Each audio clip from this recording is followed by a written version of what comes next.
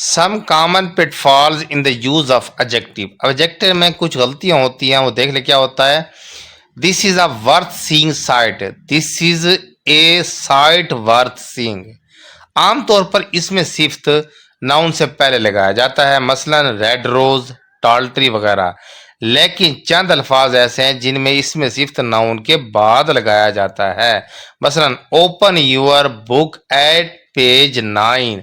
अब 9 जो है वो क्या है यहाँ पर, आ, ये पेज, यहाँ पर लफ्ज 9 इसम नाउन के बाद लगाया गया है।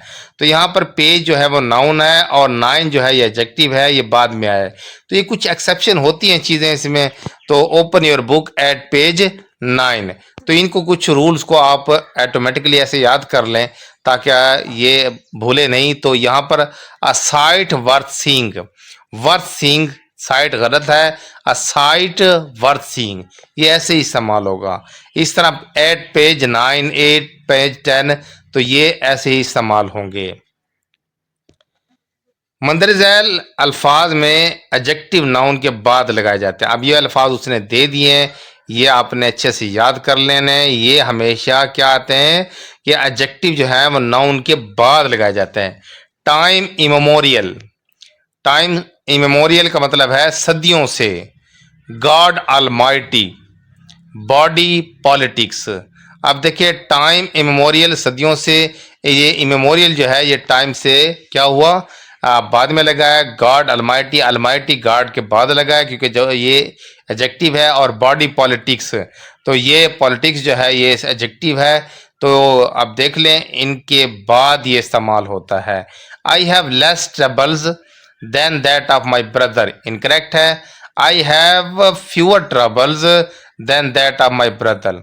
लिटर और लेस आमतौर पर उन इसमों से पहले लगाए जाए जिनकी गिनती नहीं होती, ये मिकदार के लिए इस्तेमाल होता है, जैसे लिटिल मिल्क। जबकि फ्यू और या फ्यूअर इन जमा इसमों के साथ लगाते हैं जिनकी गिनती हो सकती है और जमा होते हैं, मसलन few bottles.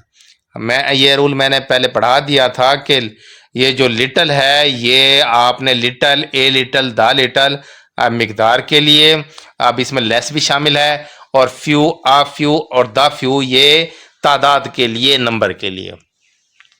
He spoke with somewhat anger, he spoke with some anger.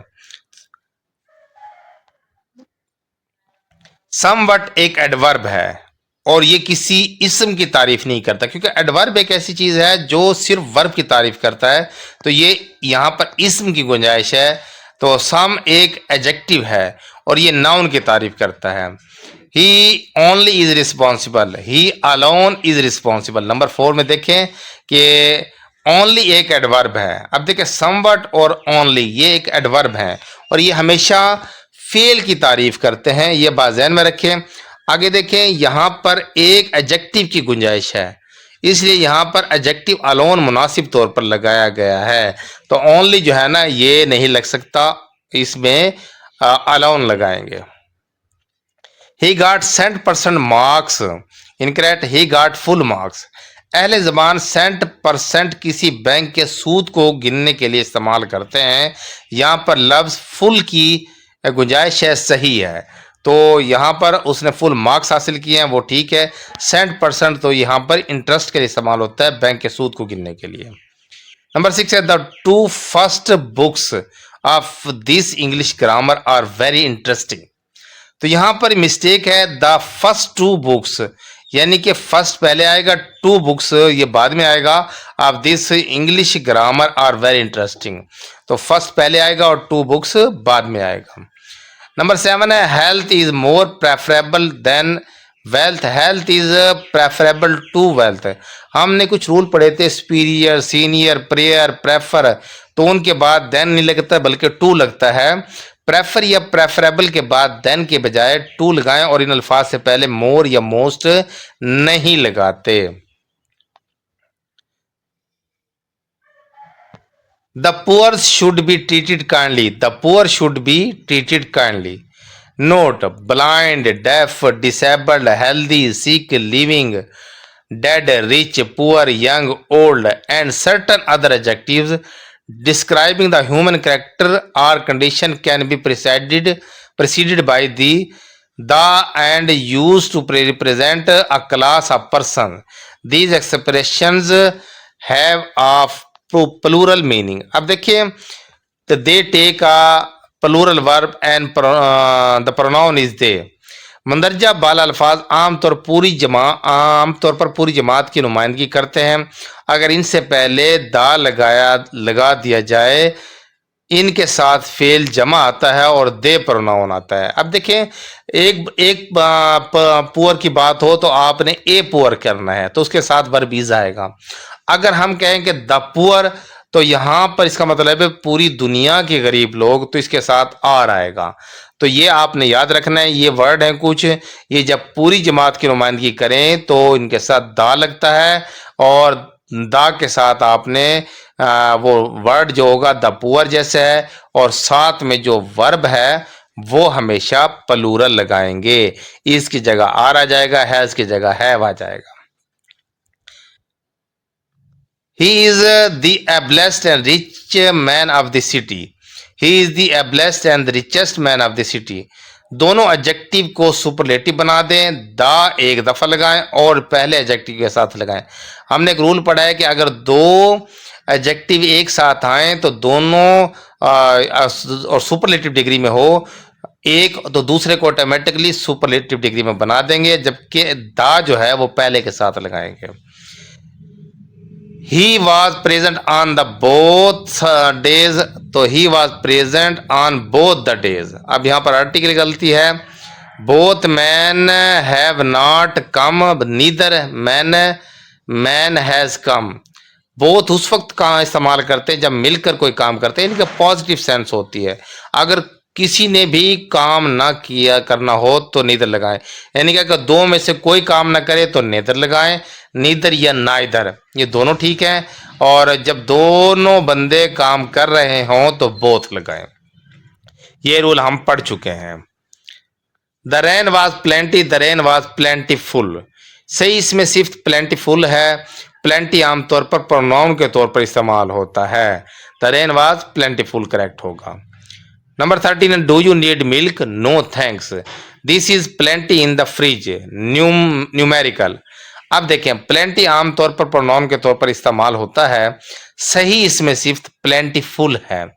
Plenty noun और एडवर्ब दोनों के तौर पर इस्तेमाल होता है। प्लेंटी नाउन भी होता है और एडवर्ब भी होता है। अब यहाँ पर है डू यू नीड मिल्क, वो कहता है no thanks, this is plenty in the fridge. तो वो कहता है कि इसमें फ्रिज में काफी मिकदार में मौजूद है। This is plenty in the fridge, तो न्यूमेरिकल है, तादाद के लिए इस्तेमाल हुआ है। तो फिर यहाँ पर क्या आएगा? प्लेंटी आएगा। और प्लेंटी जो है वो नाउन एडवर्ब दोनों के लिए इस्तेमाल होता है। नंबर 14 है cut the loaf into halves, into two halves. Cut the loaf into halves, in half. Half के मायने आधे होते हैं, इसलिए इसके साथ टू लगाना, टू का जो लफ्ज है वो लगाना गैर जरूरी है। अब समझ आ गई बात कि टू का मतलब भी आधा होता है दो हिस्सों में, और हाफ का मतलब भी आधा हिस्सा दो हिस्सों में, तो टू इसमें काट देंगे। नंबर 15 है there is a garage on both side of the street, there is garage on each side of the street. गली की अलहदा अतराफ के लिए ईच लगाए, यानी कि ईच आपने दो चीजों के लिए लगाना है। तो यहाँ पर ईच गली के अतराफ के लिए ईच लगाएं, बोथ ना लगाएं। बोथ तकरीबन अशखास के लिए इस्तेमाल होता है, ईच भी अशखास के लिए और चीज़ों के लिए, दोनों के लिए इस्तेमाल होता है। तो यहाँ पर गली की अलहदगी की तरफ जो है ना वो ईच लगाएं। नंबर 14 देखें, this kind or sort of plural noun. अब ये लफ्ज होता है दिस काइंड या दिस सॉर्ट, दो इस्तेमाल होते हैं, दिस काइंड या दिस सॉर्ट। तो इसके साथ जब नाउन लगाएंगे तो प्लूरल लगाएंगे। जैसे अब this kind of books, this kind of people, this kind of ideas, this kind of desires.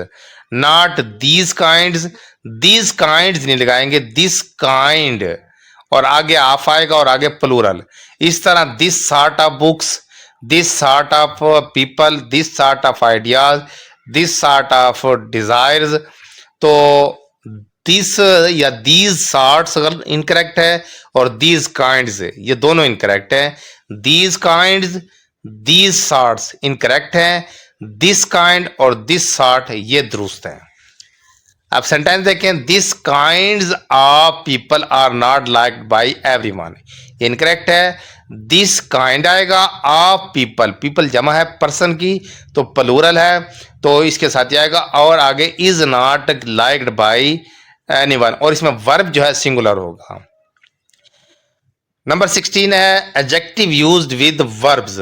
Some verbs are always used with adjective expressing the quality of the subject and not with adverbs।